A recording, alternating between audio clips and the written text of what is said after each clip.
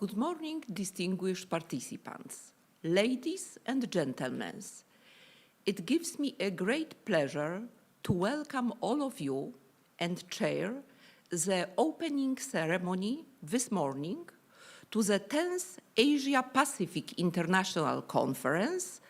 The Asia-Pacific region is the post-pandemic reality, jointly organized by Wrocław University of Economics and Business and Asia-Pacific Research Center of our university. I would like to ask Rector of the Wrocław University of Economics and Business, Professor Andrzej Kaleta, to open our conference.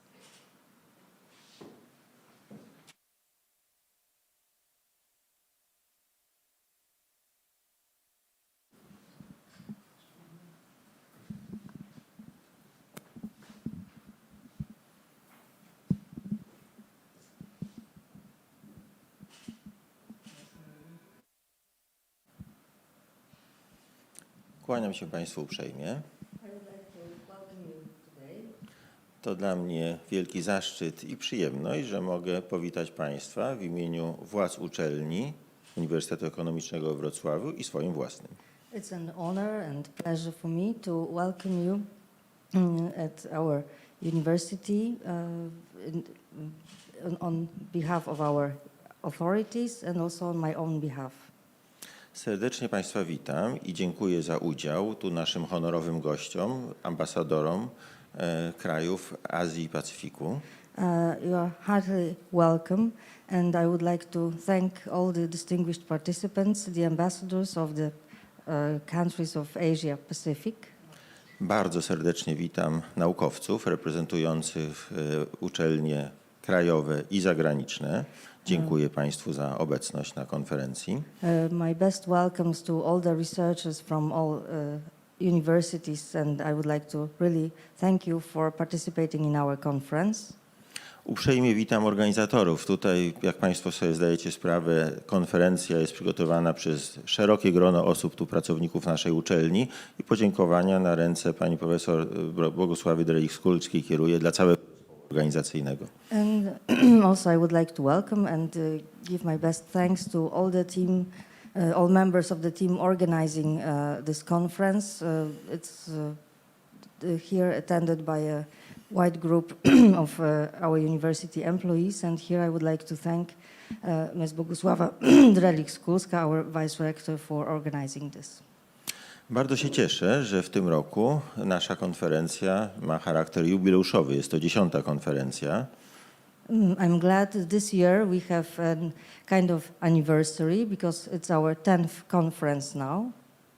Bardzo się cieszę, bo jest to konferencja ogromnie ważna dla naszej uczelni i to z wielu powodów. I'm very glad because this conference is very important for our university, and that's for many reasons. Po pierwsze dlatego, że rzeczywiście jesteśmy mocno zainteresowani współpracą międzynarodową i tego typu konferencje są polem właśnie nawiązywania i podtrzymywania tej współpracy.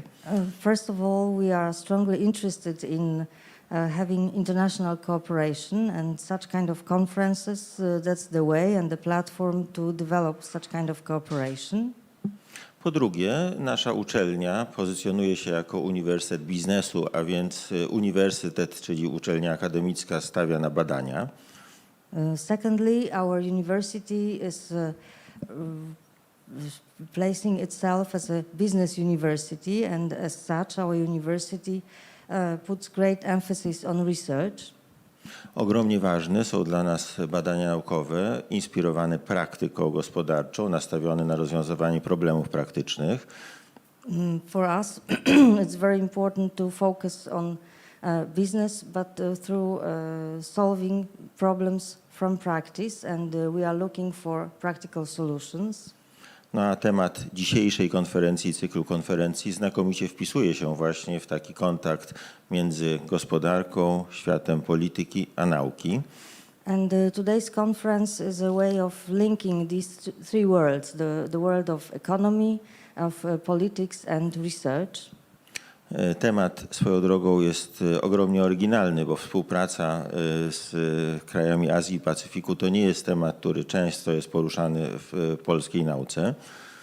The theme of the conference is quite original, quite unique, because the cooperation with Asia-Pacific countries, it's not a very common subject in our international cooperation. Gratuluję organizatorom refleksu i elastyczności. Cieszę się, że wkomponowujemy w tą dzisiejszą konferencję no też ten nowy kontekst pandemiczny. I would like to congratulate all the people organizing the conference on the quick response because we are also adding, so to say, pandemic context to our conference.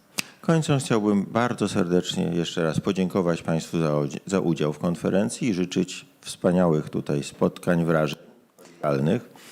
Concluding, I would like to thank you once again for participating in the conference, and I would like to wish you all the best impressions from the conference, even though it's organized online. Życzę, żeby ta konferencja była dla Państwa na tyle atrakcyjna, żebyście się chcieli pojawić na kolejnej 11. konferencji, kiedy zaczniemy drugie dziesięciolecie. I wish it could be attractive enough for you so that you wish to appear on the next one, which will open the new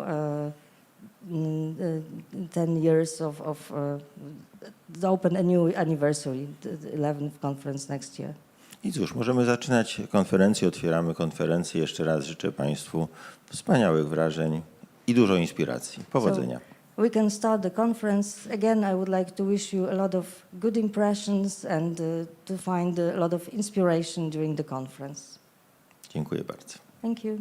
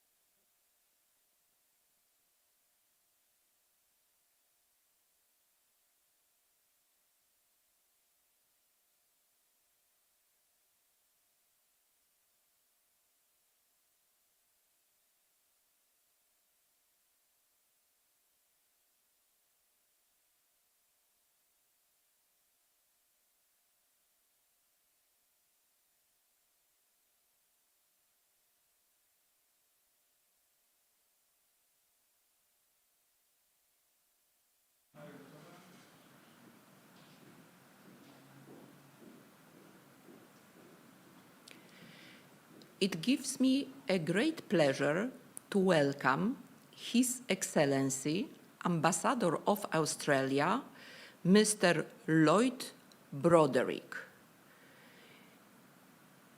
It is our first distinguished guest today. His speech will open our 10th Asia-Pacific International Conference. We hope that our discussion connected with Asia-Pacific region today and post-pandemic reality give us a lot of inspirations and a lot of good things for the future. Thank you. His Excellency, floor is yours.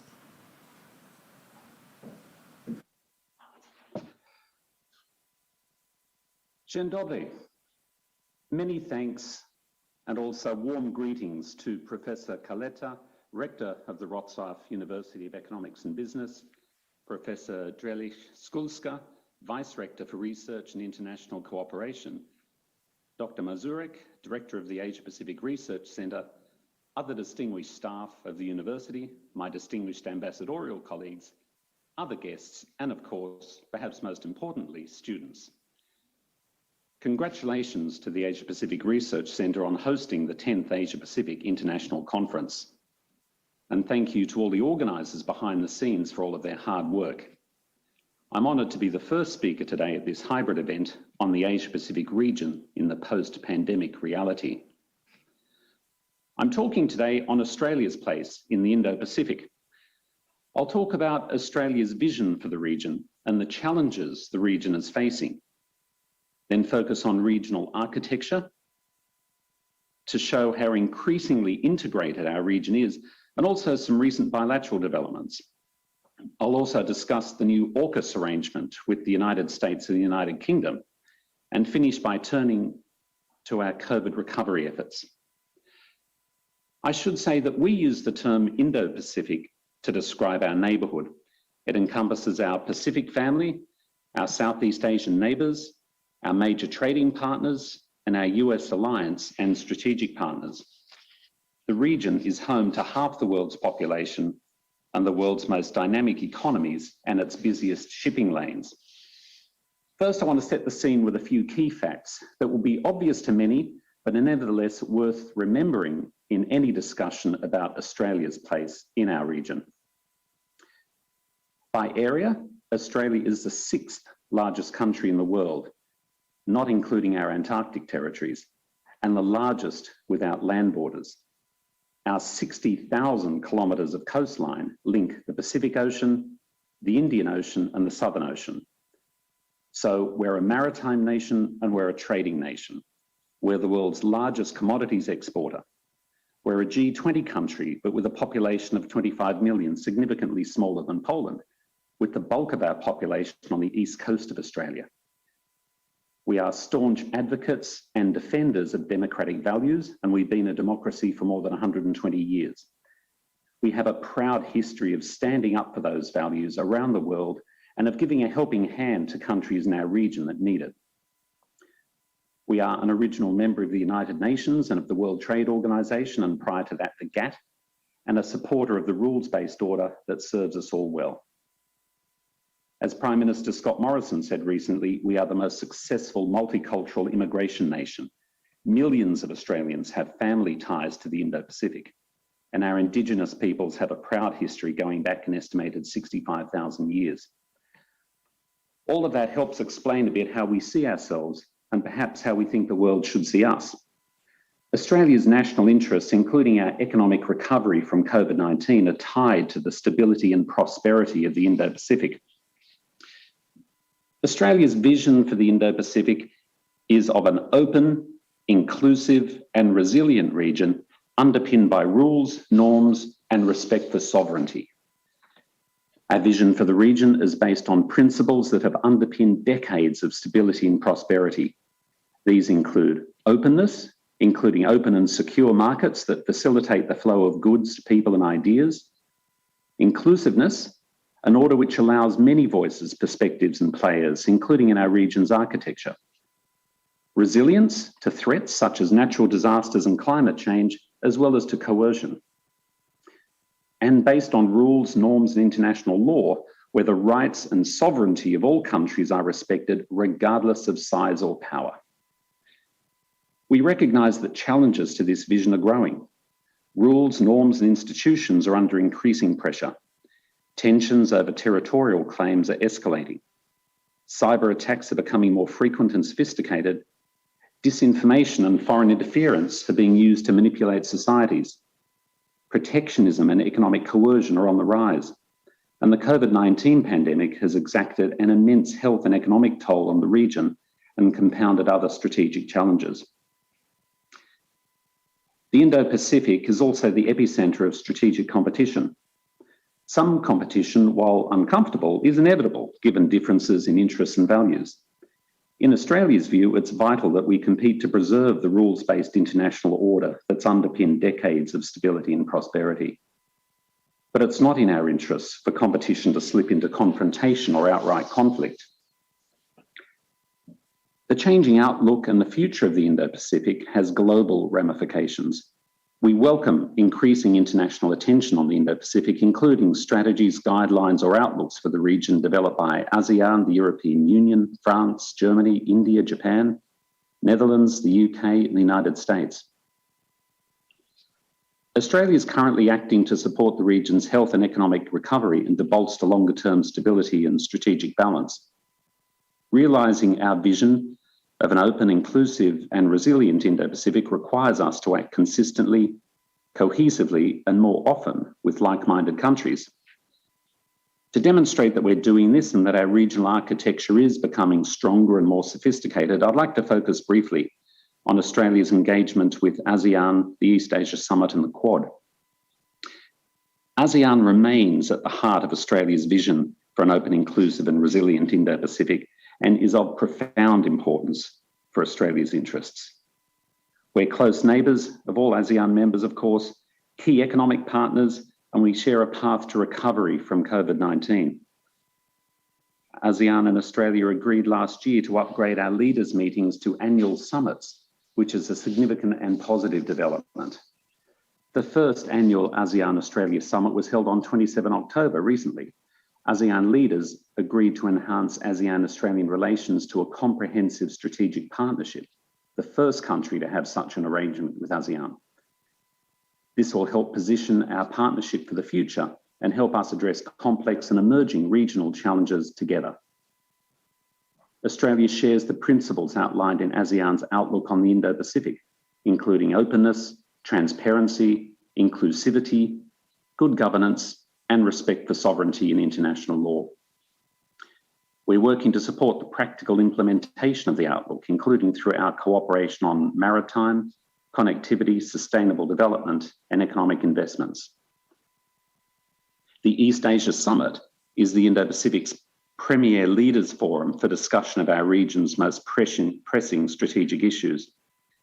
At the East Asia Summit, also on 27 October, Prime Minister Morrison reiterated Australia's commitment to ASEAN's centrality and underscored the East Asia Summit's important role in guiding the region's COVID-19 recovery and in fostering a peaceful, resilient and secure Indo-Pacific. The Quad has become a key pillar of Australia's international engagement, leveraging our country's capabilities to progress a positive and inclusive agenda for our region.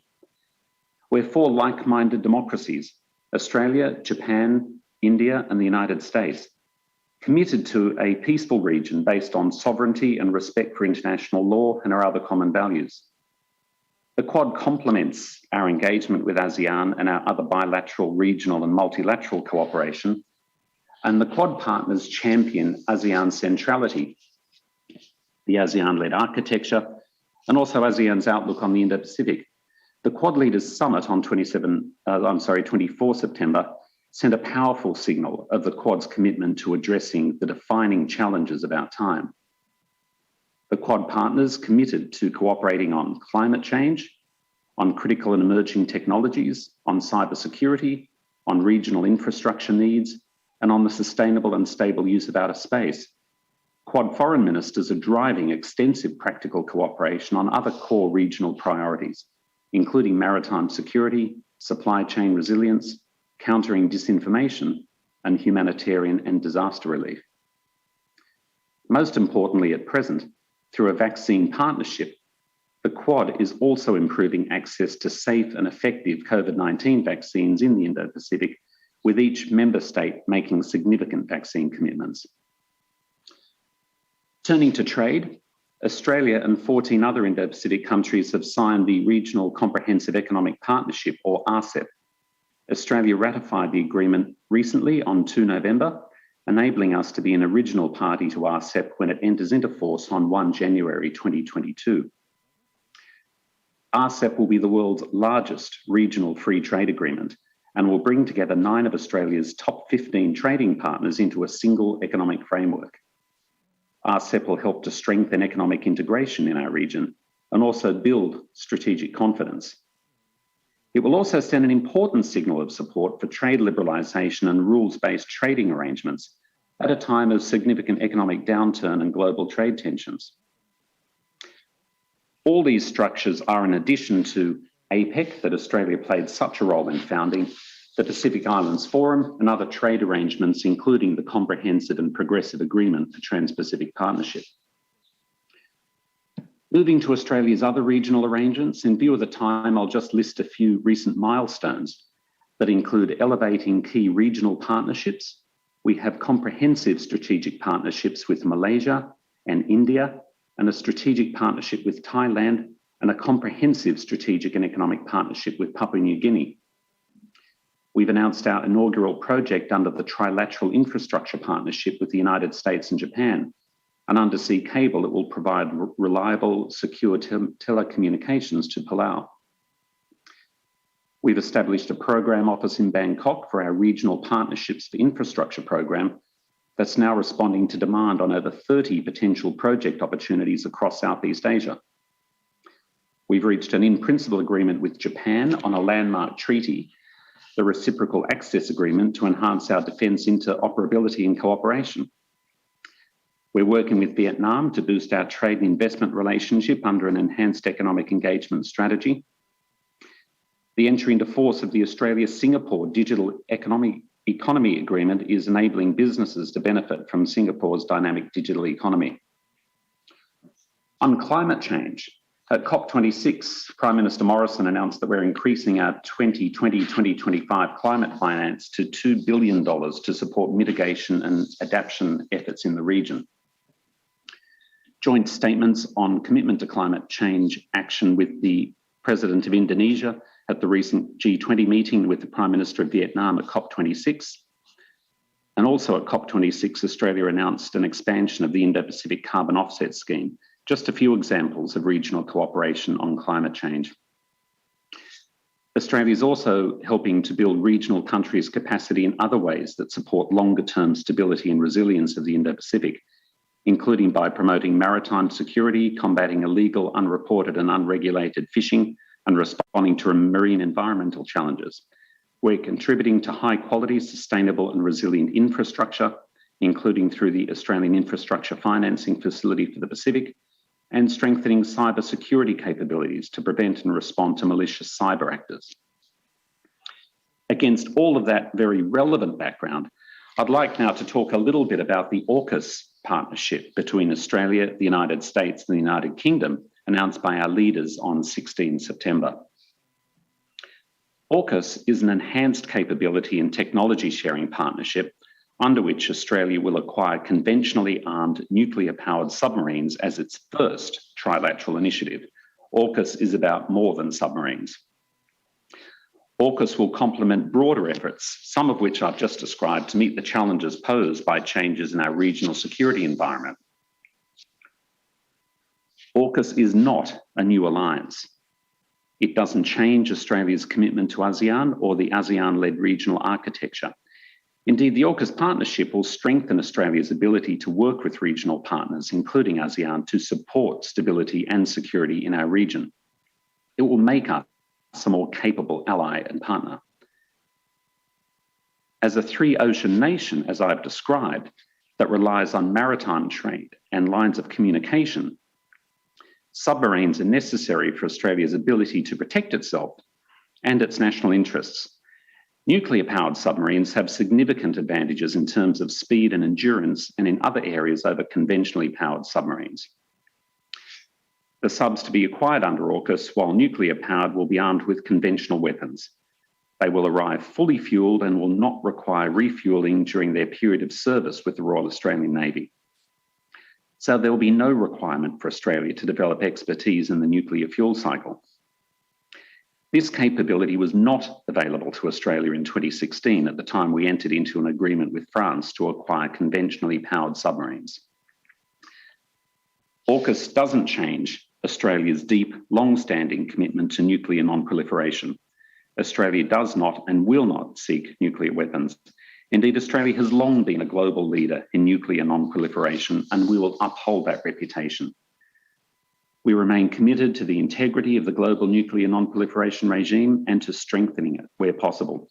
We'll continue to fulfill all of our obligations as a non-nuclear weapons state under the NPT, including with respect to the International Atomic Energy Agency, with which we're engaging very closely.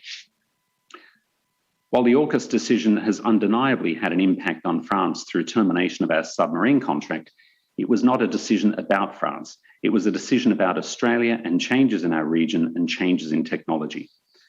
France will continue to be an important partner for Australia and a vital contributor to stability in the Indo-Pacific. And France is an important part, of course, of European security. The decision doesn't change our commitment to working with Europe to advance an open, inclusive and resilient global order, especially for us in the Indo-Pacific. Nor does it change our partnership with NATO. With the US and the UK, we welcome the EU's Indo-Pacific strategy and look forward to working with European partners in the Indo-Pacific region. So I'll turn now to Australia's COVID-19 efforts in the Indo-Pacific and the fight against COVID-19 and efforts to aid recovery. As I said before, Australia's future is tied to the stability, security and prosperity of the Indo-Pacific, including its recovery from COVID-19. The region has been the engine room of global growth for the past 2 decades, and how we all respond to the pandemic will affect Australia's economic recovery and that of all the other countries in the region. So Australia is stepping up its support to bring the COVID-19 pandemic to an end in our region and globally, including through COVAX and working with partners, including the United States, Japan, New Zealand and others, and bilaterally. We're providing significant assistance over and above our baseline $4 billion for overseas development assistance. Our Partnerships for Recovery strategy focuses on priority areas of health security, stability and economic recovery in the Pacific and Southeast Asia. Australia has committed to sharing 60 million doses with countries in Southeast Asia and the Pacific by the end of 2022, including 20 million doses pledged by Prime Minister Morrison at the US Global COVID-19 Summit in September. We recognise that COVID assistance is more than just providing doses, and we're assisting neighbours with distribution, administration, planning and support for national rollouts. Through our country-led strategies, we're also working closely with health ministries to prevent, prepare for and respond to outbreaks. We're also deploying multidisciplinary Australian medical assistance teams, or AUSMATs, with equipment and supplies to countries most in need and where we can help the most. To give a very concrete example, Australia is deeply concerned about the impacts of COVID-19 in Papua New Guinea, including the significant pressure the rapid spread of the Delta variant is placing on the PNG health system. We're supporting the PNG government and people in their response to the current surge in cases and to accelerate vaccination rates across the country, while recognising the PNG government's sovereignty and leadership of the response. This is a key point right across the program. Australia's 6th AUSMAT-led medical team has in the last few days finished their latest mission to provide clinical advisory support to key hospitals and provincial health administrations in PNG and manage delivery of crucial medical supplies to 15 at-risk provinces. This comes on top of extensive ongoing assistance to PNG's COVID-19 response. The PNG government faces a huge task in its national vaccination rollout due to many factors, including geography, logistics and vaccine hesitancy. Australia is doing everything it can to support the PNG government to overcome these challenges, including by working with multilateral organisations and NGOs. PNG is just one example. And of course, right across the region, we are all working together to get on top of COVID-19 and to aid recovery. Foreign Minister Maurice Payne stated recently that Australia's partnerships are our greatest strategic asset. We are working hard, and we have done for some time, to build and implement strong, productive and practical partnerships that advance our common vision, as I said, of an Indo-Pacific that is open, inclusive and resilient, underpinned by rules, norms and respect for sovereignty. We're making progress, but challenges, including the pandemic, mean there is still a way to go, and there's still a lot of work to do with our partners right across the region. Thank you very much for the opportunity to speak today, and good luck with the rest of the conference. Thank you.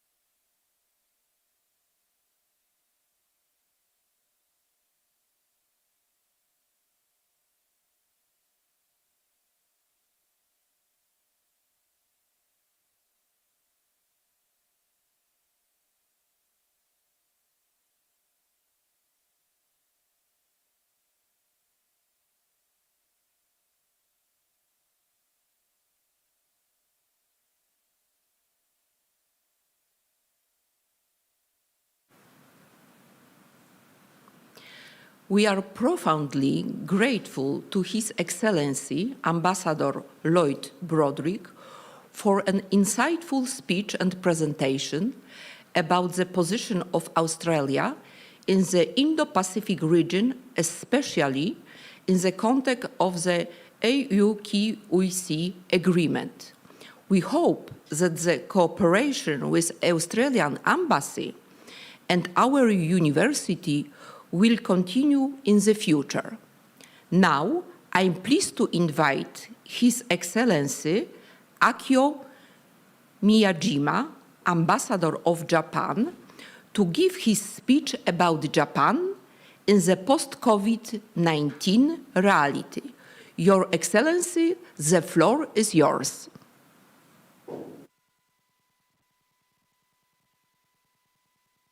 Okay. Good morning, everybody. My name is Akio Miyajima. I came here as ambassador 1 year ago. So far, so good. I hope my day is getting much more exciting. Today, I'm going to talk about Japan towards the post-COVID-19 world. Maybe it is still a little bit too early to talk about the post-COVID-19 because this pandemic was so serious. Very serious challenges drive us into a time of historic transformation.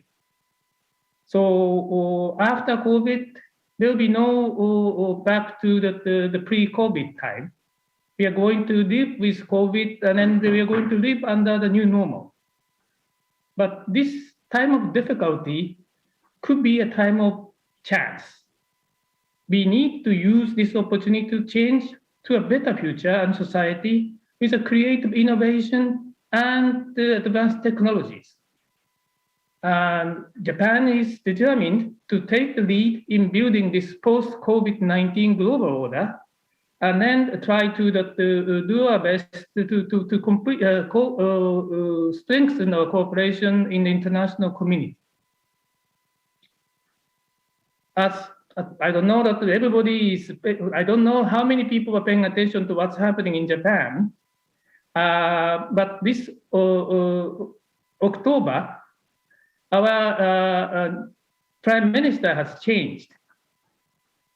Mr. Suga, who has done the Tokyo Olympic and Paralympic Games from July to early September, was replaced by Mr. Kishida Fumio, or he was a 5-year foreign minister veteran since the last October the 4th. And he was re-elected after the lower house elections, November the 4th. So that under the new leadership of Mr. Kishida, Japan is embarking on to cope with the challenges together with the international community. So he attended online ASEAN Association of Southeast Asian Nations related summit meeting chaired by Brunei end of October, and attended in person COP26, the World Leaders Summit in UK, November the 2nd, and then just recently attended online APEC, Asia Pacific Economic Cooperation Summit, chaired by New Zealand, November 12th. So like this, that he is really started his engagement in international arena as well. So what will be his challenge, or what will be the priority for this new Kishida government in view of the post-COVID-19 world? First, of course, we still have to tackle with COVID situation. Actually, during the Olympic time, thanks to the Delta variant, Japan suffered from about more than 10,000 newly COVID cases. But now, the November 14th, nationwide, we have 134 new cases, 2 people died, and the vaccination, we have done the 95 million, counted for the 75% of the population. And about 65 years old, already that the 91% has been completed vaccinations. But of course, still it's too early for us to be very optimistic. We need to be on high alert. And also countries in Asia, the world, and also here in maybe Europe, well, we have to watch the situation of the COVID and we have to work together. And so the vaccinations, the supply, the global kind of the cooperation is going to be that one of the top priority for Japan. And second priority is going green and digital. The vitalized economy, domestic economy and world economy is the great importance, that has a great importance for Japan and also for the world. And then this is done through innovation, creating new dynamism of development. So then the key will be that definitely green and digital. Climate change, well, of course, that somehow that had a negative impact on economic activities and a negative kind of the growth. But at the same time, well, that maybe that utilizing technologies to green economy will be a very important. We believe that, well, that is going to boost potential growth, economic growth. And also that the pandemic also shed light on the significance of the digital economy as a new growth engine. So innovation will be only possible with advanced digital technology, and Japan will lead global effort to make free and fair rules and standards in green digital economies and making full use of the technological advantages. Well, for green, that Japan already made a commitment to the carbon neutrality by 2050. And then Japan is going to utilize its advanced technology in reduction of CO2 emissions, nuclear technologies, hydrogen energy, and others. So we are going to be a very important force for the world. And also in digital, it is very important to make data the rule for, as I said, that free and fair flow of the data. So we are also working on that. So COVID and then going green and digital. And the third, our priority is to establish free trade and investment networks throughout the world to protect free trade and then market economy. The pandemic revealed that, well, we do need to somehow rebuild resilient supply chain, value chains. A lot of disruption took place. And and also in order to maximize the potential of each economy, Japan tried to connect the world with free trade investment type of agreement and free and fair economic system through the economic partnership agreement with EU, which was concluded to take effect 2018, or that they call it CPTPP, or Comprehensive Progressive Partnership, Trans-Pacific Partnership, and also just recently that, as Australian ambassador said, RCEP has getting effective. And TPP 11 accounted for the 13% of the world GDP, and then the RCEP accounts for the 30% of the world GDP. And Japan had an EPA with UK, and also we have a free trade deal with the United States also. So that Japan is trying to be a really great leader to maintain and strengthen the free trade system. After the third priority, the free trade and investment network and system, the fourth priority for Japan is to establish the free and open rule-based international order. To ensure economic prosperity, we do need a free and open international order based on universal values and principles, like democracy, freedom, rule of law, free trade. And we have been working very closely with the United States, Australia, India, ASEAN countries to realize this. And then Indo-Pacific region, we call it FOIP, Free and Open Indo-Pacific. To realize FOIP is our foreign policy and security policy top priority. Let me just talk about the gravity of the world economy to Asia Pacific or Indo-Pacific. Since the 80s, economic gravity is steadily shifting towards east. This region has become strategically more important, economically growing, demographic and political weight is on the increase, and that has made this region as key players in shaping international order and also in coping with global challenges. As I said, Japan is one of the G7 countries. This year, the UK is hosting it. Next year will be Germany. And then the following year, Japan is going to be the host. G20 was hosted by Italy, but then followed by Indonesia and India the following year. So Indo-Pacific region include Australia, China, India, Indonesia, Japan, South Korea, ASEAN, South Africa, and then 7 out of the G20 of the G20 countries, plus ASEAN 10.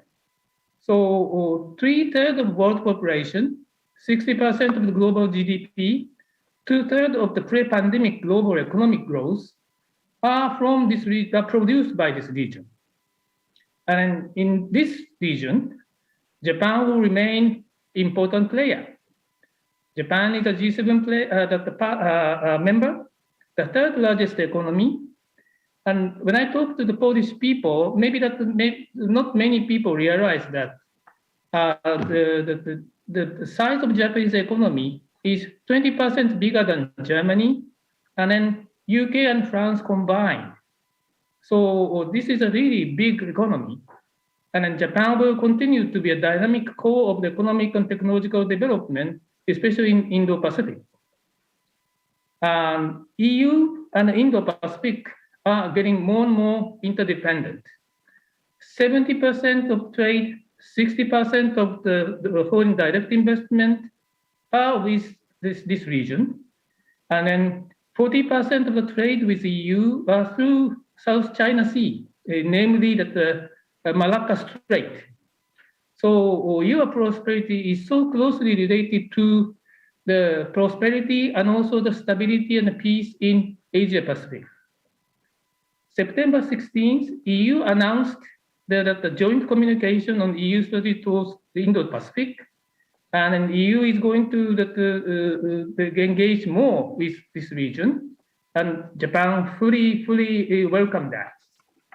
And in this connection, of course, everybody is paying close attention to China. China is an opportunity and also a challenge for the world and for Japan too.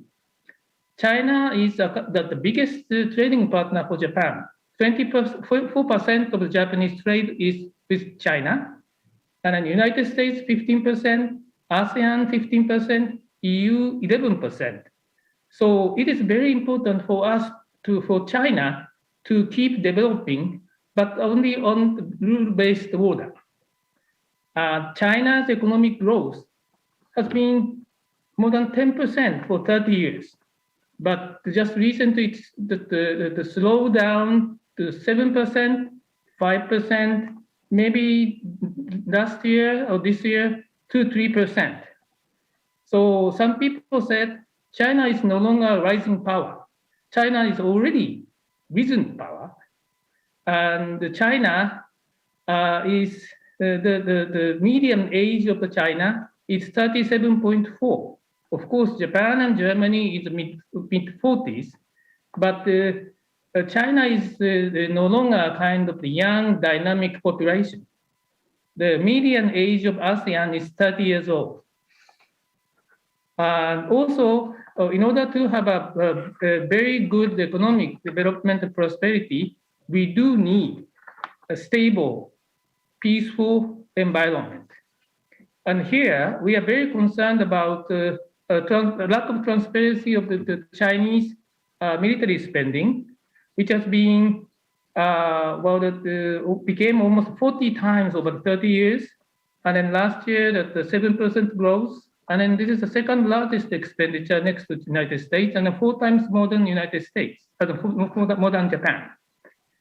And what they are doing vis-a-vis Taiwan, South China Sea, and also the East China Sea is a grave concern to us. Well, so we should be looking very closely and working together with our friends. Nowadays, China and Russia seem to be working closer. In our region, North Korea is also posing another very difficult challenges.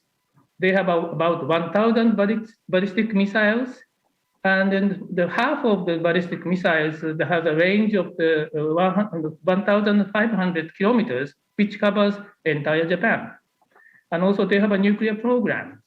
So Asia Pacific region or Indo-Pacific region has a great potential for economic prosperity, but it has a very many kinds of the challenges in those kind of security areas. So we have to work together. Let me come to the conclusion. So this is a time for us to embrace the new opportunity created by pandemic. We have to work together for our future and also the society. And then, as I said, Asia or Indo-Pacific is the key region. And I have kept saying that world is much bigger than just Europe. So please go beyond and look beyond Europe, because the young people, especially in universities, you are the future. You create the future. So that just go out and then look around the Asia, not only Japan, but I believe Japan and Poland will be the best partner. We are historical friends. 2004, Marshal Piłsudski visited Japan when Japan was fighting with Russia. 1919, Japan was the 5th country which recognized the Polish Republic. After US, UK, France, Italy, and in 1920-22, about 800 Polish children in Siberia were rescued by Japan. And then just recently, that 2015, we conclude the strategic partnership agreement, and we are embarking on implementing action plan, political, economic, science and technology, and also culture. So now we have 300 plus Japanese companies, including Toyota, working here 30 years, Bridgestone Tire, 20 years. Employment was created about more than 40,000. And then our trade and investment on the increase, thanks to the Japan-EU New Economic Partnership Agreement. And in 2019, compared with the previous year, the trade growth by 25%. Toyota new cars are occupying 30% of the domestic market here. We are really looking forward to working together on energy, digital, and infrastructure. And in this connection, Japan is paying closer attention to what kind of things we can work together on the 3 Cs initiative. Just last month, we really enjoyed Chopin International Piano Competition, and Japanese and Polish pianists did wonderful, beautiful performances. And I really believe that, we have, as I said, Japan and Poland are the best partner, and our hearts are getting closer. Japonia I Polska to 2 kraje kwitnącej przyjaźni. Dziękuję bardzo. Jak jest dziękuję po japońsku? Arigato.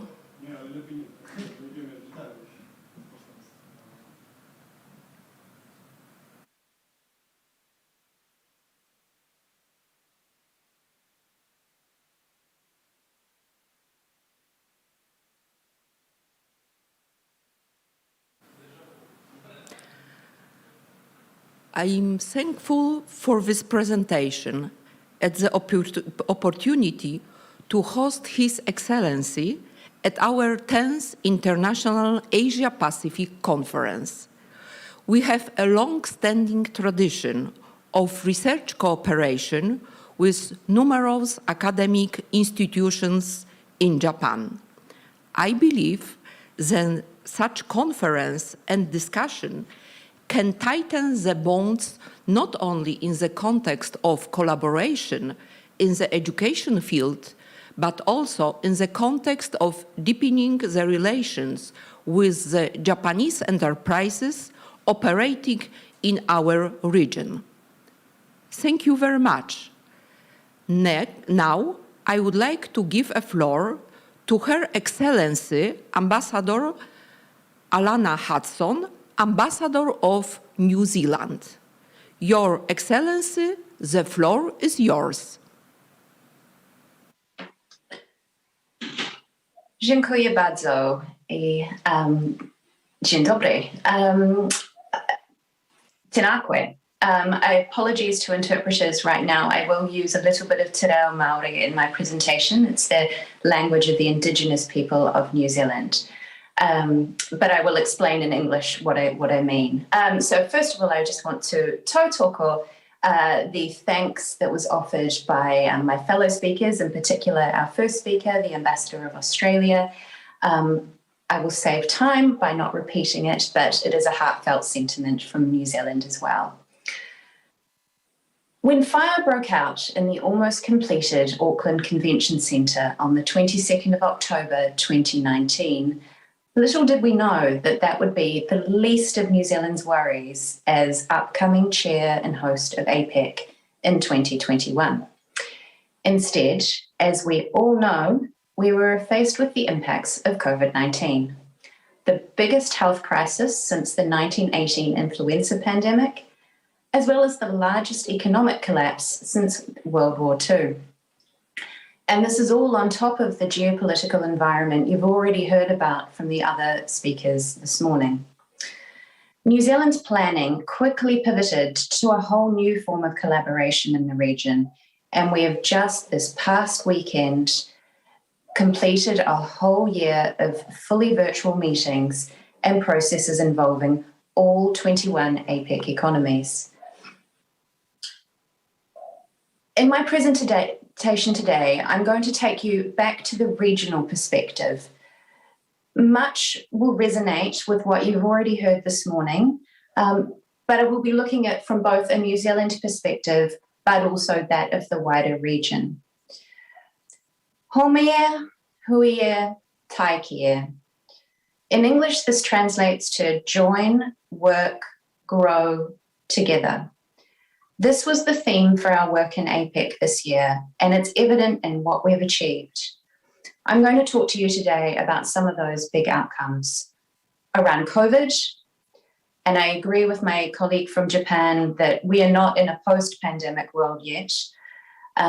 Free, fair, and open trade, climate change, and inclusion of women and Indigenous communities. I'm going to save you a full history of APEC, but in case you're new to it as a concept, here's a couple of key points. APEC stands for Asia-Pacific Economic Cooperation. It is not an organization, it is not a community. It is a group of like-minded economies who work together to promote stability and prosperity in our region. APEC has 21 member economies stretching across both sides of the Pacific Ocean. This covers 11 different time zones and has actually a 17-hour time difference, stretching in effect from Moscow to Washington, DC. APEC meets in all sorts of combinations across a wide range of policy areas that underpin the regional economy, and including with business and civil society. So how did we go about trying to build back better? As chair, New Zealand set an agenda tightly focused on policies to manage the health effects of COVID-19 and to help communities recover in a way that's sustainable, inclusive, and makes the most of digital technologies. The full year of meetings has been a solid success. The 21 economies have shared their knowledge and experience and worked together to find practical solutions to our shared problems. And a lot of those problems have already been talked about this morning. They've softened the effects of the pandemic and built consensus to accelerate global access to vaccines. There has been real-world action to respond to the pandemic and position the Asia-Pacific for a sustainable and inclusive recovery. So here's a summary of some of the year's big achievements. Regarding COVID, 17 APEC economies have either lowered or removed tariffs on vaccines and related products. Think syringes. And no new export restrictions have been brought in. My colleague from Japan was talking about supply chains before. This was a real issue for a number of countries early in the pandemic, where simply we just didn't have access to the medical equipment and pharmaceuticals needed. That work together helps to ensure that that isn't a problem going forward. So this means it's easier and faster for communities all over the world to obtain life-saving vaccines. This helps everyone, but for small economies like New Zealand and communities, it's most important. We've rejected collectively vaccine nationalism, with APEC members lowering tariffs on vaccines and related products to combat COVID-19, speeding them through customs, and shunning export bans. Sticking with the trade theme, APEC believes that free, fair, and open trade will best help communities recover from the pandemic. So this year, it has worked on many different ways to make it easier for businesses to keep international trade links going. We've already heard this morning about some of the regional trade agreements and architecture that exist, such as RCEP or CPTPP, which I won't repeat the detail of, but APEC complements these, and in fact, over the history of the organisation, has been an incubator for a lot of them. For example, from a New Zealand perspective, our original free trade agreement was with Australia in the early 1980s, but our first free trade agreement beyond Australia was initiated with Singapore at APEC. That Singapore free trade agreement then became what was known as the P4 agreement, including Chile and Brunei as well, which then in itself became the Trans-Pacific Partnership and then became what it is today, the Comprehensive and Progressive Trans-Pacific Partnership. Other more recent initiatives have also had APEC at the heart and have been progressed across the year. This includes the Digital Economy Partnership Agreement between New Zealand, Chile, and Singapore, with a range of other APEC economies now exploring possible joining of that agreement, and the Agreement on Climate Change, Trade, and Sustainability, which is still under negotiation. This year through APEC, we've committed to find ways to cut red tape, and most APEC economies have introduced permanent digital customs processes, digitised trade processes to reduce paperwork and save businesses valuable time and money, and most APEC economies have made these measures permanent. APEC finance ministers have been working together to find policies that will help economies move through the pandemic without creating debt for future generations to inherit. Regarding climate change, APEC trade ministers have agreed to consider environmental and climate change issues as part of their pandemic recovery planning. This is a big outcome. They agreed to review and update APEC's official list of environmental goods, which are subject to low or no border tariffs. The goods in this list help to benefit the environment and fight climate change. One example is certain types of bamboo flooring. It's renewable, fast-growing, and uses less water, soil, or air to produce than other types of flooring options. Work has also begun to agree on a definition of environmentally friendly services. When finalised, policy can be developed to encourage more trade in these services through reduction of trade barriers. We've also encouraged APEC food producers to lift production standards to have less environmental impact. This will benefit the environment and consumers who increasingly expect their food to be produced sustainably and without harm. Most significantly, APEC is working towards a plan to stop the increase of damaging fossil fuel subsidies. They mask the cost of fossil fuels, which makes other energy options seem more expensive in comparison. About US $500 billion is spent around the world on fossil fuel subsidies every year. New Zealand has long championed fossil fuel subsidy reform, or FFSR, and is really pleased with this outcome. A new policy area for APEC that we are also very pleased to have progressed is the engagement around women and Indigenous peoples. Both groups have been particularly affected by job losses caused by the pandemic. Harnessing their untapped economic potential will boost recovery efforts and help businesses to rebuild with more resilience to future economic shocks. New Zealand's unique contribution to APEC this year has been to lead work on Indigenous economic empowerment, with agreement now reached that this work can continue in future years. We've highlighted Indigenous economies as a driver for recovery, bringing the perspective of the region's 270 million Indigenous people inside APEC prominently for the first time ever. The 21 APEC leaders met over the weekend, virtually, not in Auckland, and agreed on a detailed plan to help build the peace, prosperity, well-being and resilience of its 2.7 billion people now and into the future. The Aotearoa Plan of Action brings to life the APEC Putrajaya Vision 2040, say that quickly, that APEC leaders adopted last year. You could think of the Putrajaya Vision as the destination and the Aotearoa Plan of Action as the canoe, or in Te Reo Māori, the waka, to get us there. APEC leaders adopted the Putrajaya Vision last year, while Malaysia hosted the year's APEC meetings. Putrajaya is a city in Malaysia. Guiding APEC's agenda for the next 20 years, this vision is one of an open, dynamic, resilient and peaceful Asia-Pacific community. Does that sound familiar from the comments from Australia and Japan already this morning? And this is for the prosperity of all its people and future generations. It identified 3 drivers of economic growth: trade and investment, innovation and digitization, and sustainable and inclusive growth. This is a bold new approach for APEC.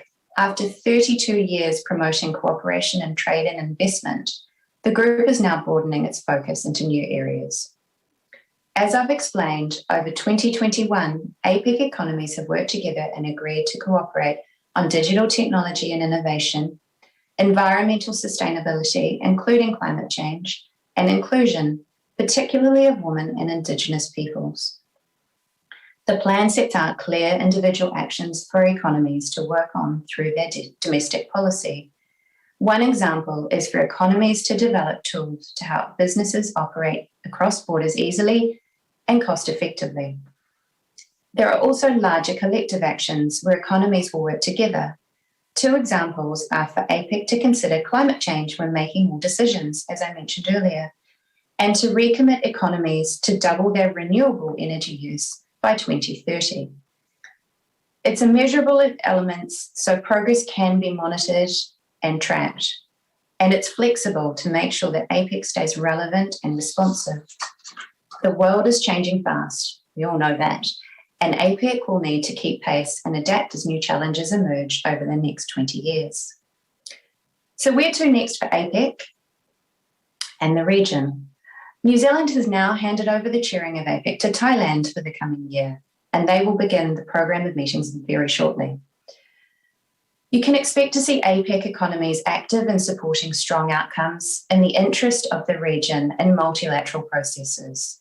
The upcoming World Trade Organization ministerial meeting in a few weeks is one such example. The region's response to our shared experience of COVID-19 has shown just how interconnected we are. And I suspect you're going to continue to hear that theme across the morning. And how important collaboration and mutual support is to overall prosperity and security. I want to leave you today with another Te Reo Māori phrase, he waka eke noa.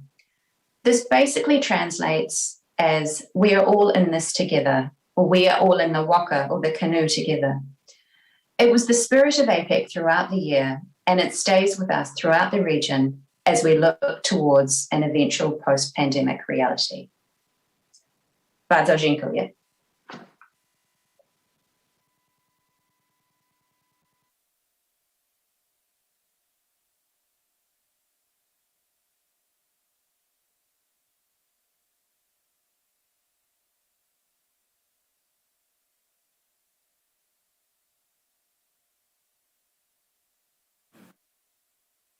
It was a great pleasure to hear your speech about overcoming the COVID-19 pandemic crisis and accelerating economic recovery in APEC, which is such a crucial region for the global economy. It's a great honor to host Her Excellency at our 10th International Asia-Pacific Conference. Now, the time has come for the next guest, Her Excellency Nagma Mohammed Malik, Ambassador of India. Your Excellency, please, the floor is yours. Thank you. Thank you. I hope I'm audible to everyone. Please tell me if there's a problem. Rector Dr. Andrzej Kaleta, diplomatic colleagues, distinguished participants. I think it is safe to say that the pandemic has been the greatest shock to the international system since the World War II. The lockdown and its consequent recession is probably the most severe challenge to economic managers in decades. The global economy, after contracting in 2020 due to the pandemic, is looking set for growth with good progress in vaccination and normalization of business activities. New viral mutations and vaccine hesitancy around the world may continue, however, to pose a challenge to the world economy.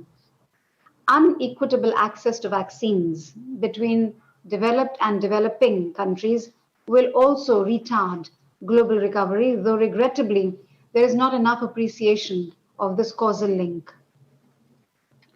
Post-pandemic, India too faces the challenges of ensuring higher growth. The vaccination program, our vaccination program back home is on fast track. Recently, we crossed the 1 billion mark of vaccines administered in India. There is optimism for a quick recovery of the Indian economy, which will in turn support the growth of the global economy. UN agencies, rating agencies, and experts are forecasting that India will be the fastest growing economy in the world. Despite the lockdowns, during the period April to December 2020, India attracted 40% more foreign direct investment than in the corresponding period in the previous year, reflecting the confidence of overseas investors in India. The measures taken by the government on the fronts of FDI policy reforms, investment facilitation, and the ease of doing business has resulted in these increased FDI inflows. The main driving factors for the V-shaped recovery of the Indian economy include large government spending, such as the National Infrastructure Pipeline and the Production-Linked Incentive Scheme with a budget of US $26 billion. The PLI scheme aims to achieve import substitution, export promotion, and efficient manufacturing, and also aims to increase our contribution to the global value chains and a higher market share in specific sectors. The size and potential of the Indian economy can be understood from the following characteristics. India has among the largest groups of internet users. It is the second largest smartphone market with over 800 million smartphones.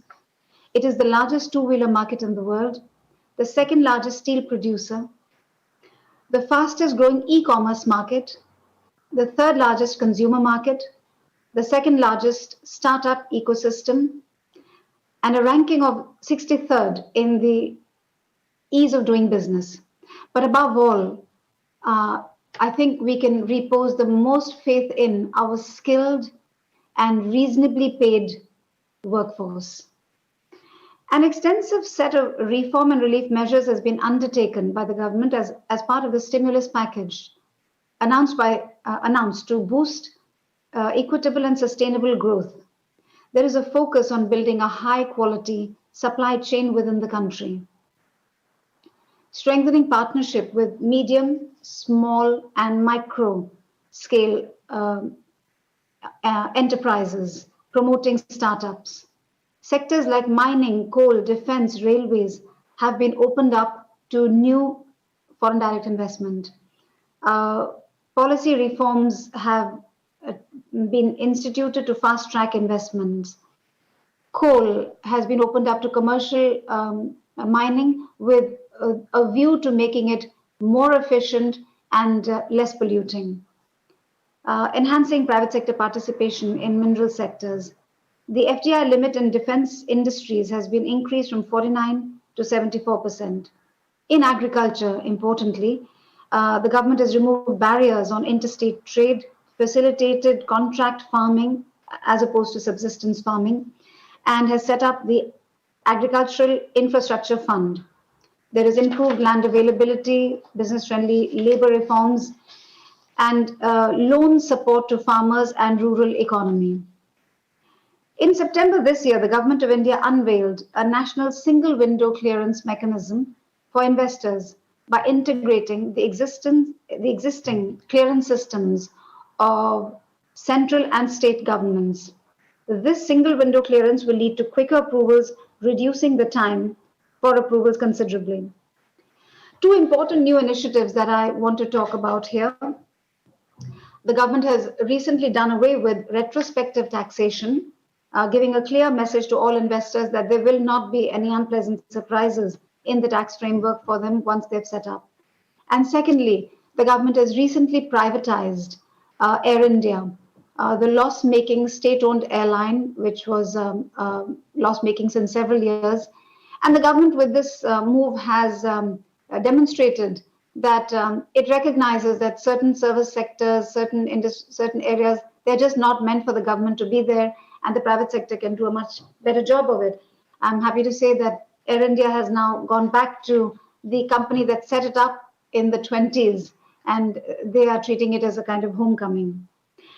At the recent G20 summit in Rome on 30th and 31st October, India's most significant input to the final declaration was the inclusion of, I quote, sustainable and responsible production and consumption patterns, unquote, which has been called the forgotten SDG.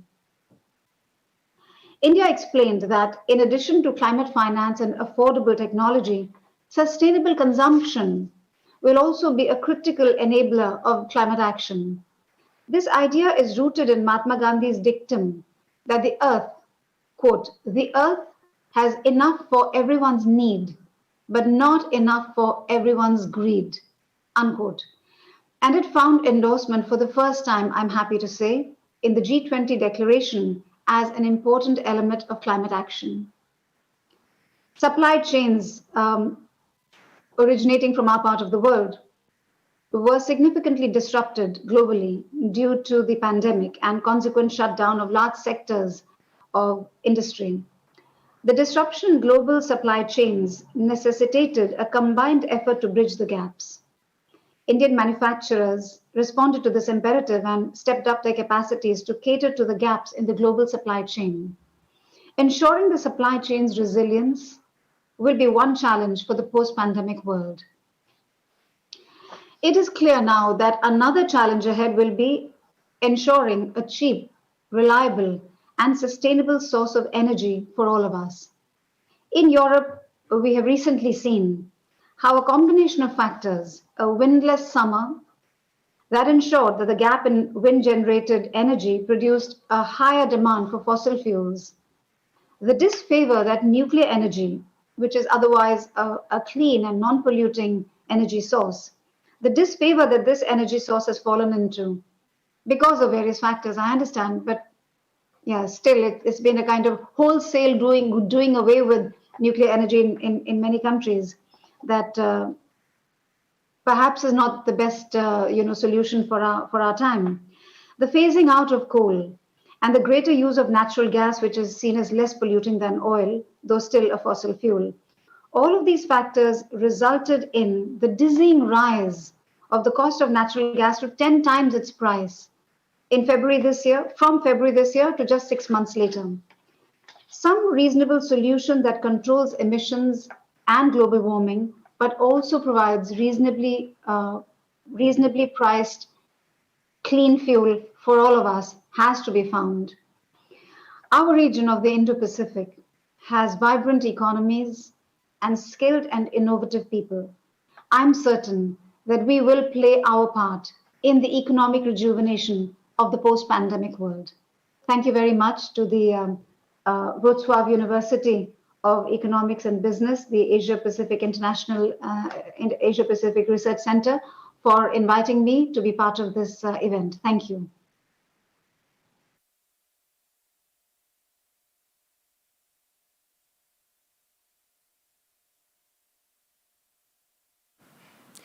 Let me express our gratitude to Her Excellency for such an insightful presentation.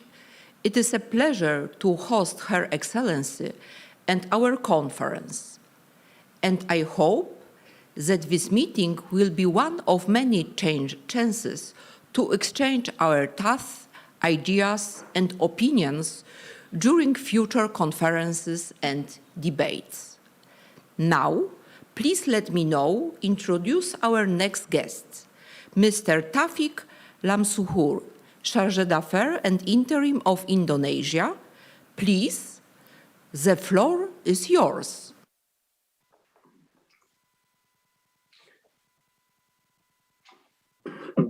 Thank you, moderator, for giving me chance to share my views in front of this forum.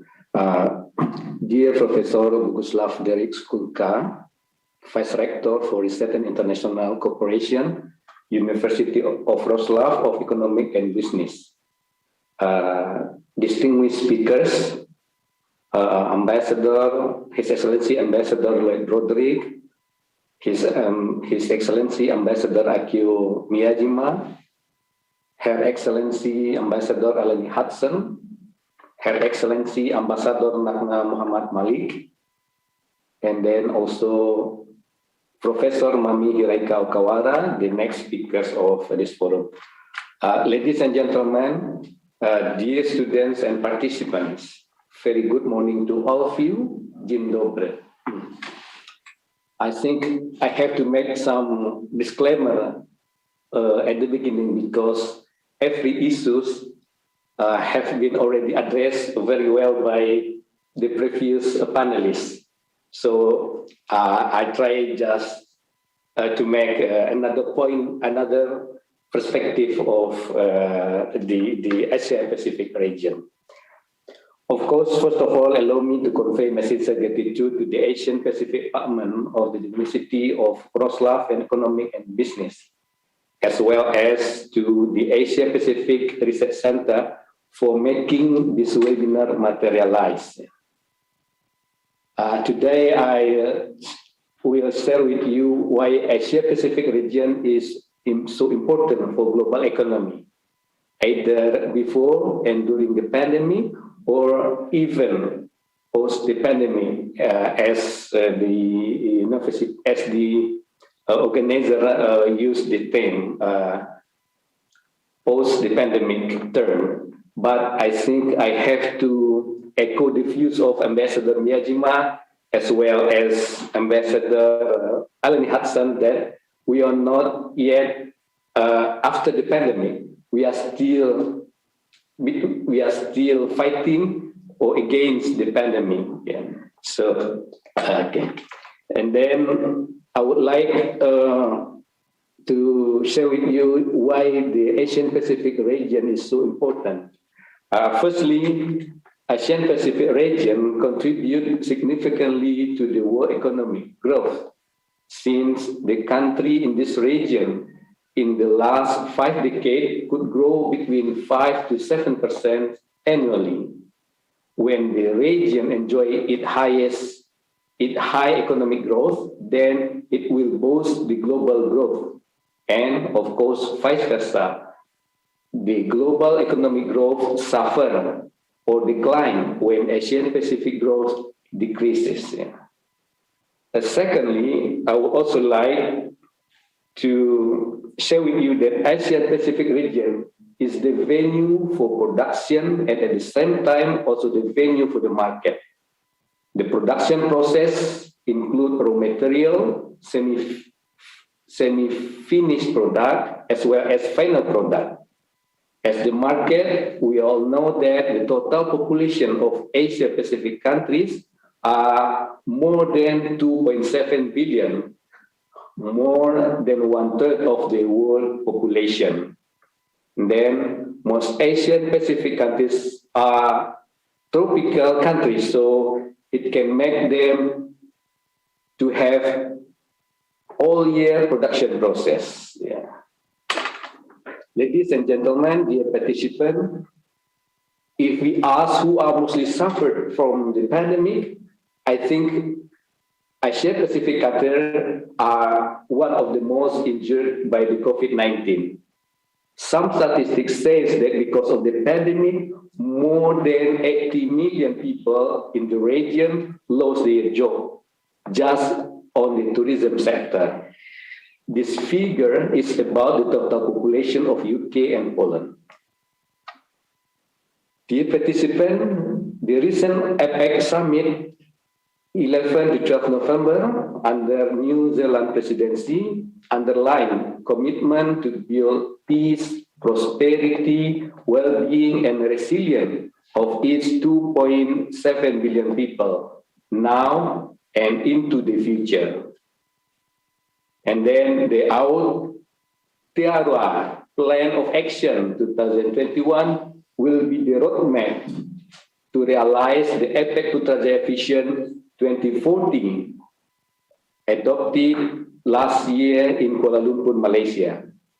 I recall our President, His Excellency Joko Widodo's statement during the summit that the acceleration of digital transformation will help us to realize economic recovery. In this sense, Indonesia is very keen to cooperate with all partner countries to promote digitalization or e-commerce through various capacity building programs. Ladies and gentlemen, let me jump into Indonesian specific issues, particularly related to post-pandemic or new normal era. Like other countries in the world, Indonesia is also suffering from COVID-19. The pandemic has made or created negative impact, not only on health issues, but also on socio-economic matters.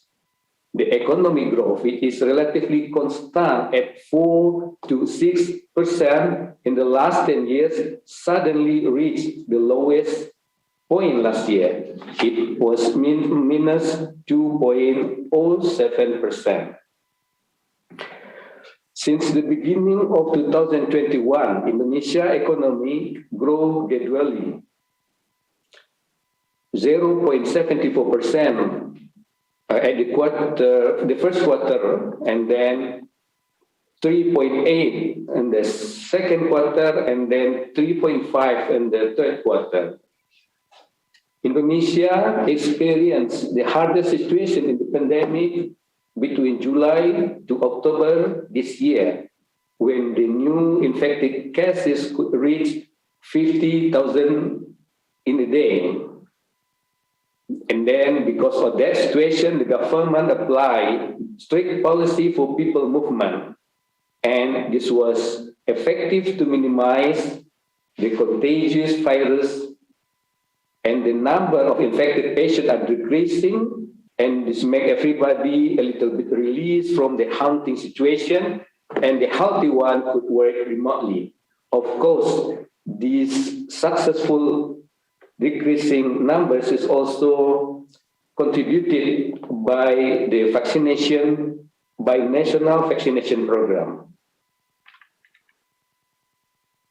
Ladies and gentlemen, some sectors which are heavily impacted by the pandemic in Indonesia as follows: hotel, including bar, restaurant, and accommodation; tourism sector; flight company; manufacture; small and medium enterprise; and then MICE industry, including concert, music performance; automotive, and electric consumption. While on the other hand, some sectors are gaining advantages due to the pandemic, such as pharmacy, and then health services, agriculture, livestock, fisheries, and other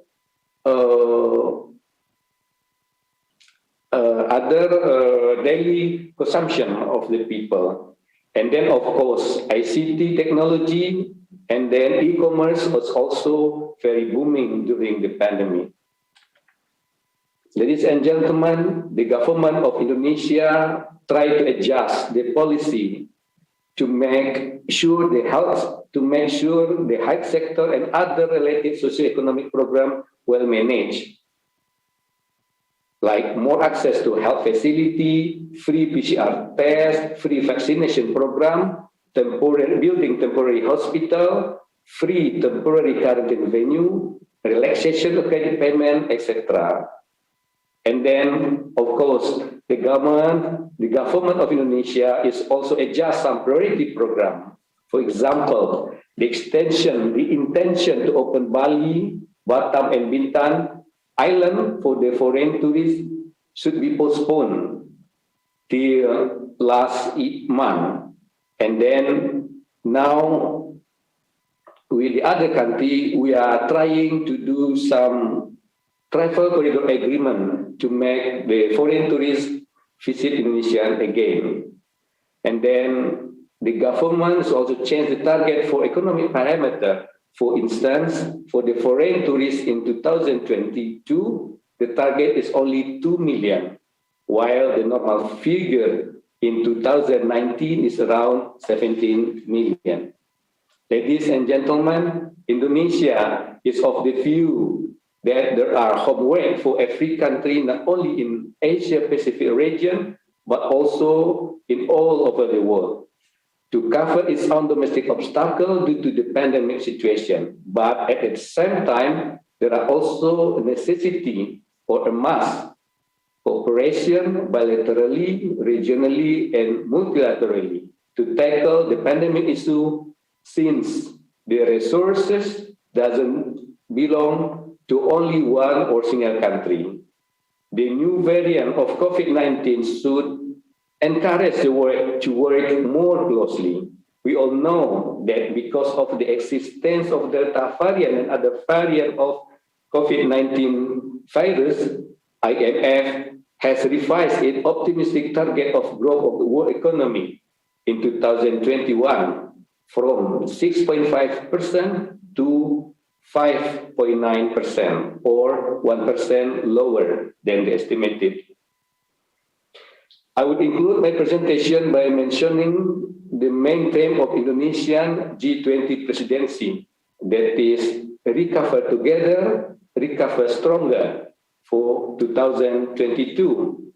This theme is based on the fact that the pandemic has given us a lesson learned that first, our first priority now is to recover from difficult situation. It could be from individual health issue, but it could be also from a related economic turbulence due to the pandemic. We cannot work alone to succeed.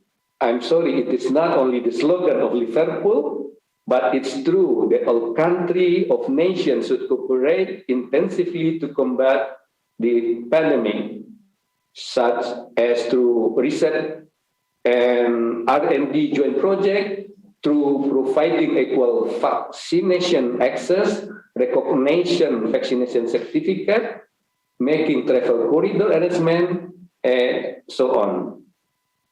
We are not living in a perfect world. That means we need to cooperate to be stronger. Every nation or country has its own advantages and disadvantages, and the cooperation will make us stronger. But thank you, everybody. All the best for each of us. Dziękuję bardzo.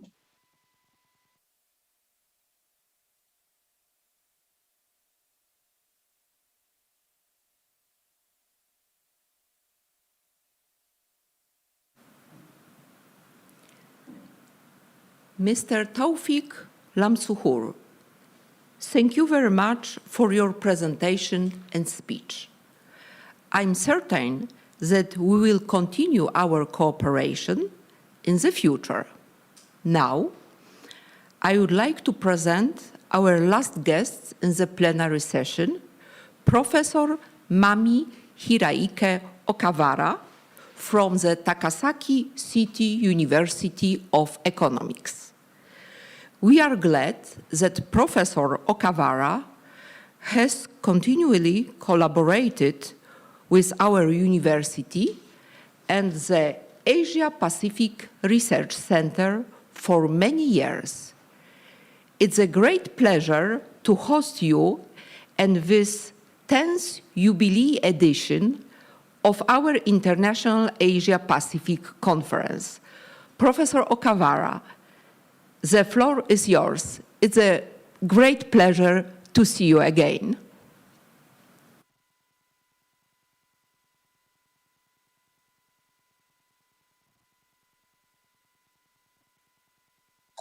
So can you hear?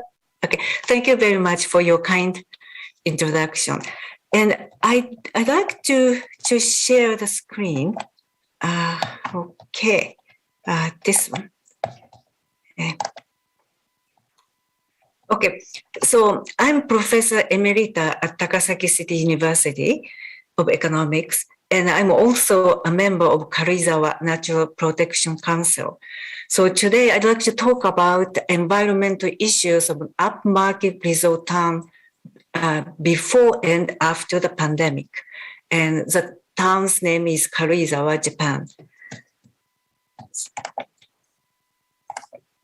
So the outline of my speech is, first I'd like to introduce what kind of town Karizawa is. And then I talk about Karizawa before the pandemic, and I focus on the resident types, two types of residents, local residents and villa owners. And also in Karizawa, for two different types of residents, there are two different systems. Then after that, I'd like to talk about Karizawa after the pandemic. And I'd like to briefly talk about a severe blow to Karizawa tourism. And after that, interestingly, Karizawa the population of Karizawa is increasing. And so we have a new type of residents. So then I'd like to finish my speech with conclusion. So Karizawa is an upmarket town, and it's a resort town at the foot of the active volcano Mount Asama in Nagano Prefecture. And it is located at an altitude of roughly 1,000 meters. And it's just over 1 hour bullet train ride from central Tokyo. And Karizawa is a very well known as a town of wealthy villa owners. But historically, Karizawa started as road station town, road stations from 17th century. So in Karizawa, the roadside areas, it was quite prospering in those days. But the rest of Karizawa is a poor, cold, and had scanty harvest. However, in 1873, Anglican Church minister of Canada, his name is Alexander Croft Shaw, he came to Japan and he visited Karizawa in 1886. And he found the summer climate Karizawa is very similar to, Croft has some Scottish background, so he thought climate Karizawa resembles the climate Scotland. So he bought a local house and he reformed in the villa. That was Karizawa's first villa. This is his villa, and this was the church he served. He served as a minister. In 1893, dietman Yujiro Hatta built a villa, and it is the first Japanese summer house. And this is a typical Karizawa villa in those days, and cedar bark and plain. It's a very plain house. So it was the start of resort town for aristocrats and business people. And so those areas is called Old Karizawa. In 1944, Karizawa became an evacuation area for embassies during World War II. In June of 1945, 250 diplomats and their families, together with 2,000 foreign private citizens, came to Karizawa. And also, Japanese villa owners also evacuated to Karizawa from Tokyo.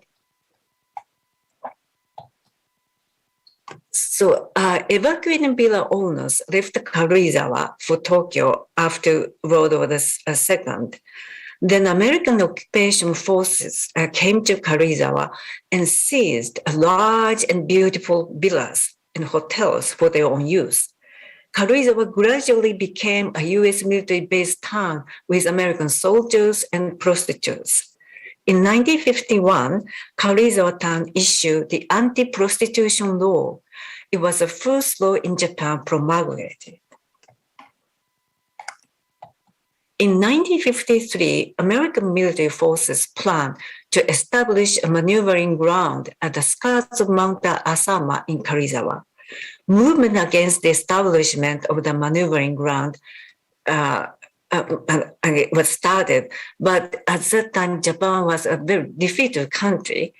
So, but still, local residents and villa owners and academia, Earthquake Research Institute of Tokyo University, it is a volcano observatory at the scout of Mount Asama.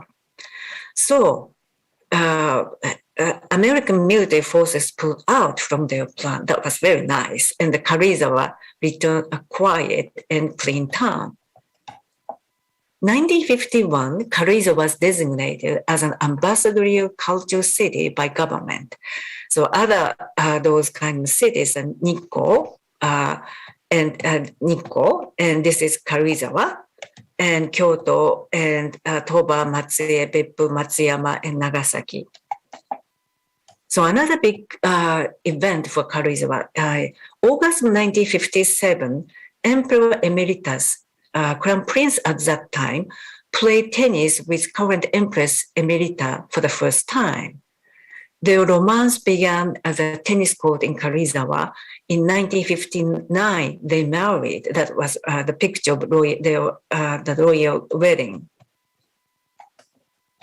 In 1993, Joes Expressway was opened to traffic. 1995, Outlet Mall was opened near Karizawa Station. In 1997, Hokuriku Shinkansen bullet train was also opened. Easy access to Karizawa from Tokyo because by car, 2 or 3 hours, and by train, just over 1 hour. So as I mentioned, the Karizawa has 2 types of residents, local residents and villa owners. So the local residents, they live permanently in Karizawa.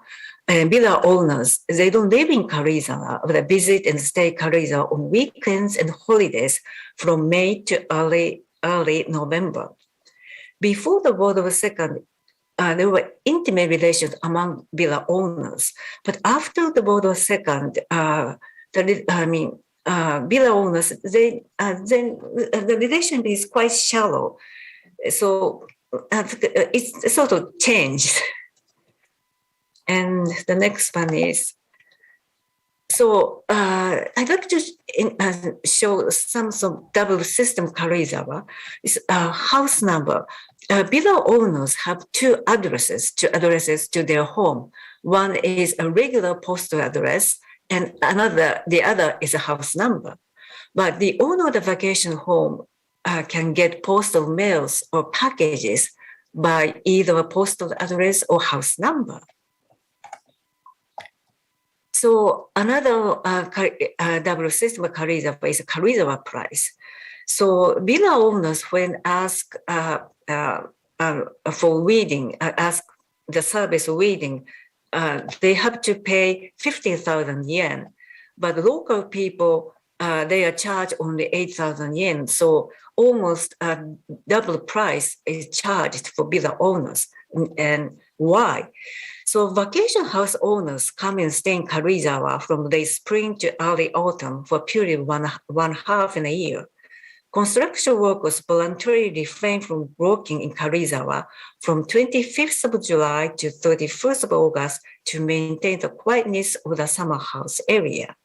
This means that construction workers can work less than half for 1 year. So that's why the Karizawa local people want to charge more to villa owners. And also, management cost is different among the types of the residents. So long-term residents are charged half of the maintenance fee of vacation house owners. The short-term residents of vacation house owners pay the double amount of the management cost. So short-term residents do not stay long in the area, so why pay more?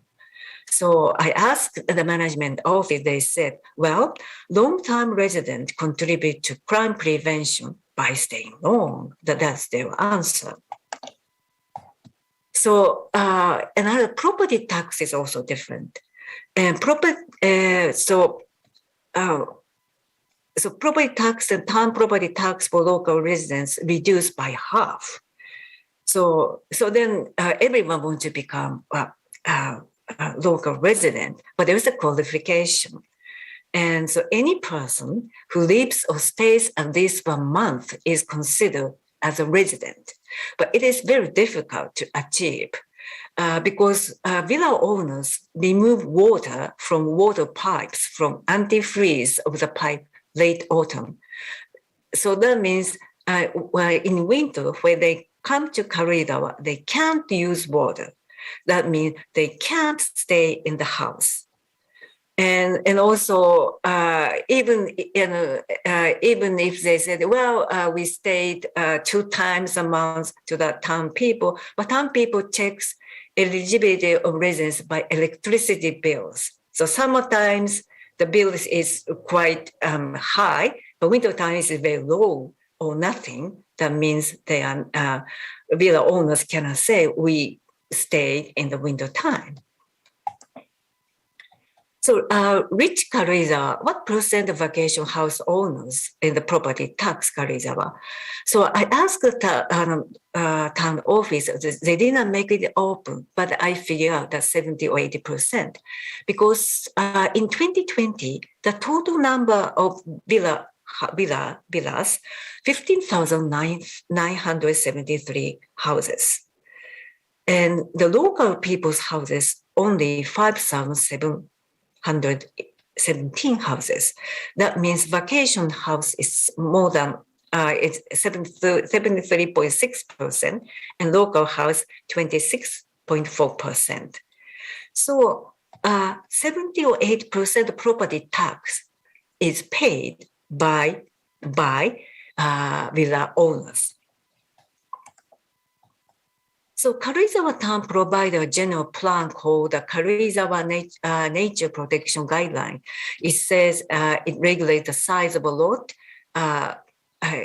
minimum size of a lot, and so the average height of a tree, and also the color of the house, and also keeps the trees as much as possible.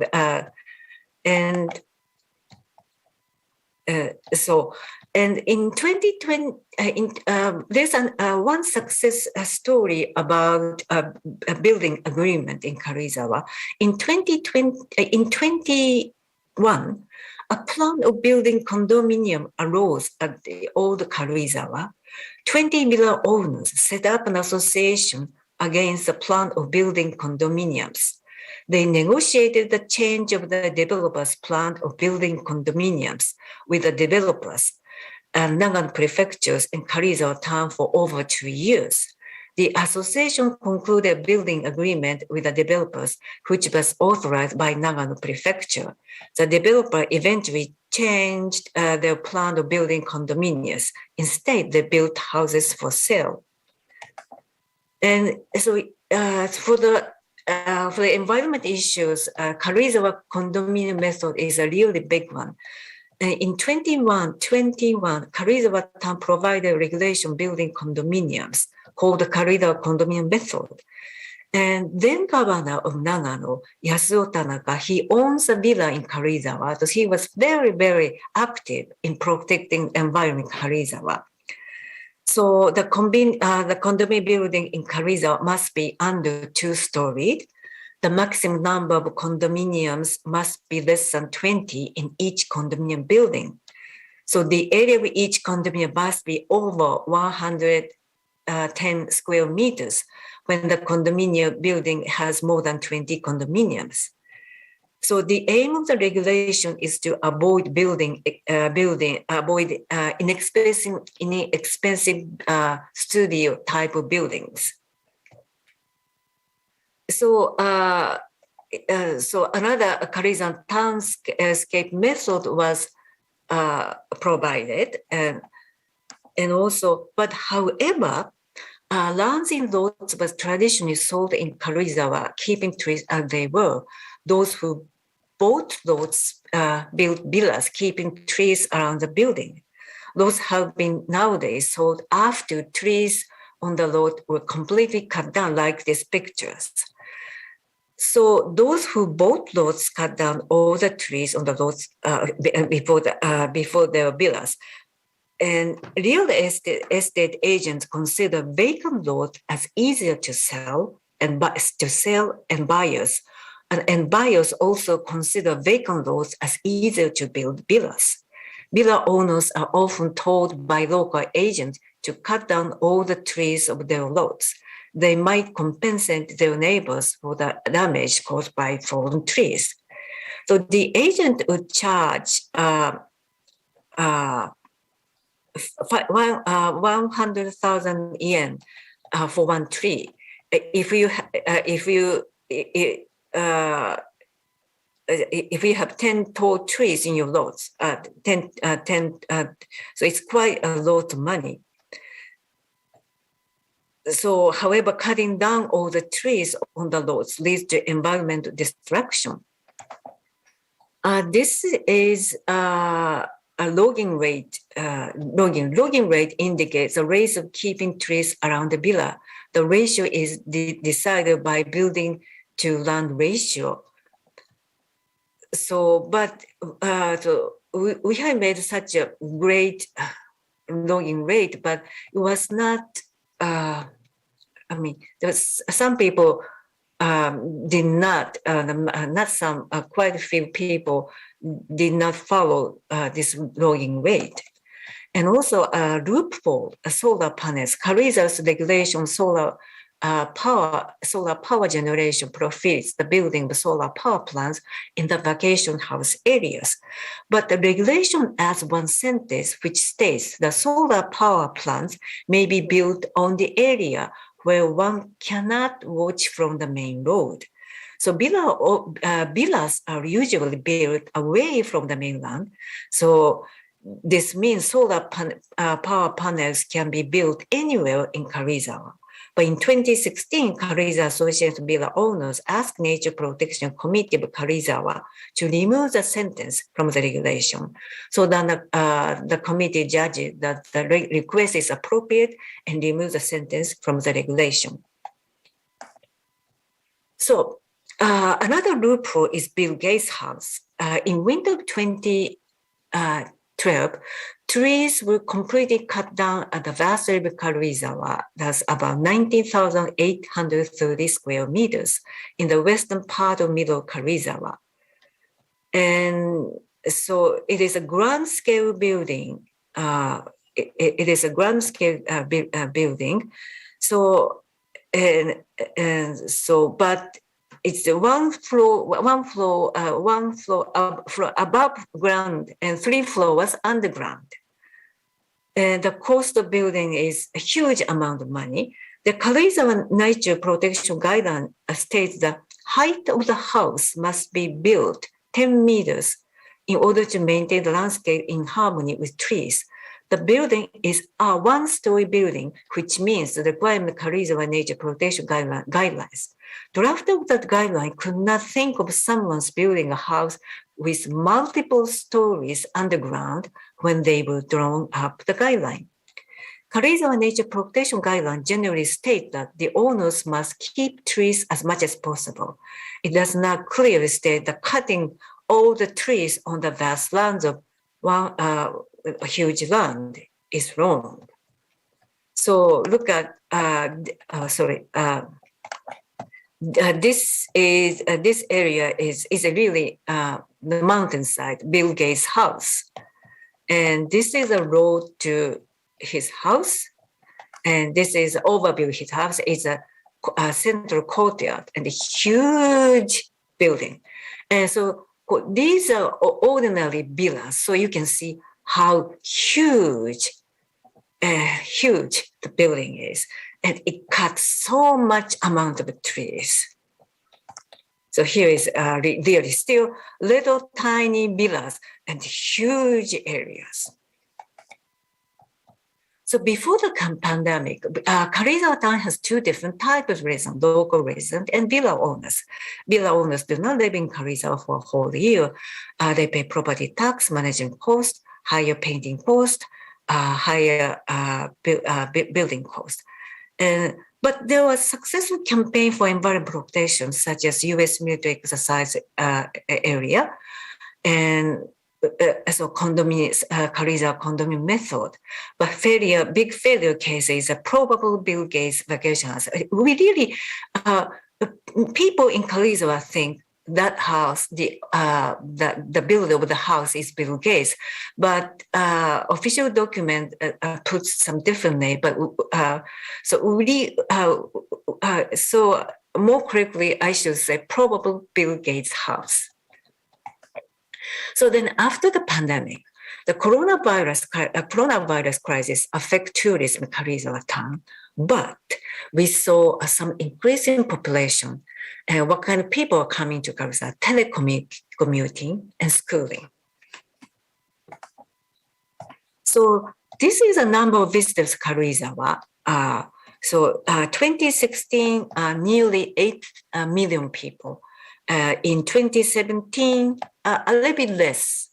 In 2018, over nearly 9 million people, tourists, came to Karizawa. It's a town of 20,000 population, small town. So in 2019, it's almost 8.5 million. However, in 2020, because of the coronavirus, the visitors number is less than 5 million tourists. So this is a picture of Main Street of old Karizawa town. You see there are so many people really, but in the Corona time, so scanty. It's very few people. But however, the population of Karizawa in 20 population of Kalizawa town is 16,612 persons. But in 17 years later, the population went up over 20,000 people and kept over even after the coronavirus. Look at in 2020, the population is 20,420. In 2021, this year, the 1st of January this year, the population went up by 500 people. And the number of villas does not make change for the past 3 years. In 2018, 15,882 villas. And in 2020, 15,973. And its previous year, 15,965. So really not much difference. So increasing population, as I mentioned, is resort relocation and schooling. So resort relocation is resort telework, working from home, hotel, bookshop, cafe, and in Kalizawa. It's a very nice, resort relocation. People love it. And schooling, in 4 years ago, the UWC Isaac was founded. It is a full boarding international high school, grades 10 to 12. And this is the only full boarding school in Japan. And so this inside the building. So, and 3 years ago, another new school was established. And the name of the school is Kazagoshi Gakuen. But different from Isaac, Kazagoshi Gakuen is non-boarding school. And also Isaac is from 15, grades 10 to 12 means from age 15 to 18. Kazagoshi Gakuen is from 3 to 15. And so no boarding school, and the aim of their education, muting self-initiative in the nature of the Kalizawa. So it's very interesting to know in 2020, from Tokyo, 111 children migrated from Tokyo to Kalizawa. So the age is from 0 to very young children. So that means their families are coming. So people say about 400, 500, the increase of population 400, 500 are the people from Tokyo for the school. This is outside the school. This is the inside the school. So landlords near the school is really went up. So now, because of the increased population, we have 3 types of residents: traditional local residents, villa owners, and new resident, resort relocation and schooling relocation. And so the characteristics of new resident is quite educated and also more active in many ways. But so Kalizawa is now another boom in house construction. You see trees are completely cut down. Remember this little brown house and this little one I showed in the beginning, this one. This is Alexander Croft shows the first Kalizawa's villa, and this is his church. And you see lots of trees around the church, around the villa. But these pictures just completely cut down. So now building agreement, there is some movements about to make building agreement and landscape agreement in their own districts, but still it's not so easy to forward to make this agreement, because different type of resident, different opinion building and landscape. So the conclusion of my speech is the collaboration among local residents, villa owners, and new residents is required for the protection of environment in the nature of Karuizawa. Dziękuję bardzo.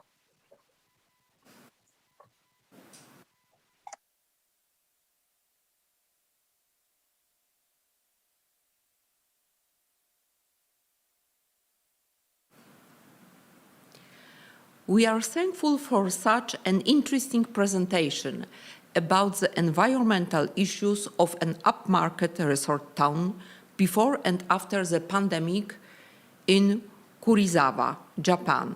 This case study was very insightful. With this presentation, we came to the end of the plenary session. It was a great pleasure and honor to host such wonderful guests. Dear ambassadors and Professor Okawara, thank you for participating in the 10th Jubilee International Asia-Pacific Conference. Feel invited to join us in the academic session with the scientific presentation, which starts today at 11:30. See you after a short break. Thank you and goodbye.